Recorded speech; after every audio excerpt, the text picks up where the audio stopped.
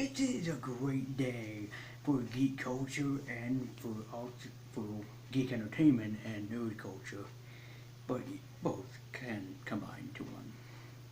Spider-Man is finally back in the MCU. Yes, after a while, I think like a month of fighting it out between Disney and Sony, Spider-Man is finally back into the franchise. Now, before Spider-Man was allowed back into the franchise, they almost made a deal until Sony made it worse for Disney. Disney's like a spider. Disney needs to have all 8 limbs attached to a very famous franchise. And they don't own X-Men. Fox owns X-Men. Uh, and they don't own Spider-Man because Spider-Man is a part of Sony. And they tried, to get a hold of Spider-Man through Sony. Sony will not give them the copyrights. And then they tried to make an arrangement deal, but then Sony said no. And as far as I'm concerned, Spider-Man is back with Sony.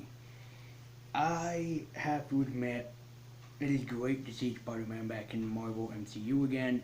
I see that Tom Holland is very happy that he is back in the MCU, so he can be back to do another movie for Spider-Man sometime in the future, maybe.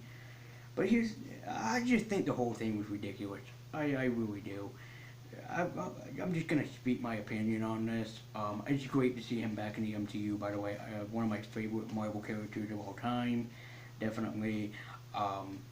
He always had been ever since I was a little boy, and he will always be my favorite. That's why I'm sponsoring him by wearing this Spider-Man tee. But it was ridiculous watching a war between Sony and Disney. And I think it was funny because Sony would not let Disney win. Because, like I stated earlier, and I'll say it again, Disney wants to fucking rule the world, basically. They want to have and control fucking everything at this moment. They have Star Wars and they have Marvel. And they have their own Disney merchandise, And it's like, you don't need Spider-Man to make you guys any more popular. Spider-Man is still Marvel. Even if you don't own the copyright, he's still in your universe. Oh my god. If Stan Lee was still alive and he witnessed that, good dear God, he probably would sit there and go, what are you doing?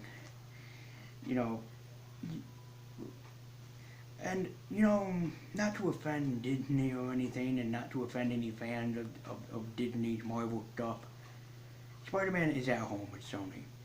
Okay, look, Sony had done him ever since the early 2000s with the Tobey Maguire movie, and they did a fantastic job with every movie since then, from Spider-Man 1 to 3, to The Amazing Spider-Man 1 and 2, to Spider-Man Homecoming. I have not seen Far From Home yet. I really do want to, and then do a review of it, maybe around my birthday time, which would be February, or maybe Christmas if I get it as a gift, but we'll see. But I am happy to announce that he's finally back home. It's great to see the web slinger back where he belongs, back at home.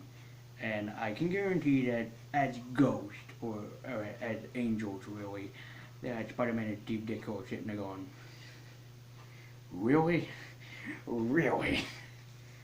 The whole thing was silly in my opinion. So, if you have any opinions about the Marvel versus Sony controversy thing that went on before Spidey was allowed back in the MCU, let me know in the comment section down below. I think it's like a 4-year-old kind of argument. You know how some 4-year-olds are always like, well, if you don't play with me, we're not friends anymore, or that type of thing. Yeah, it's like that. It's like, well, if you can't share Spider-Man, then you're not my friend anymore. It's ridiculous, isn't it? So, thank you guys so much for watching. Be sure to like, comment, and subscribe. Be sure to follow me at Twitter with a link in the description below. Share this video with your friends. And I hope to see a lot more of Spider-Man in the future, but we'll see. For more of geek entertainment and nerd culture, be sure to follow me by subscribing.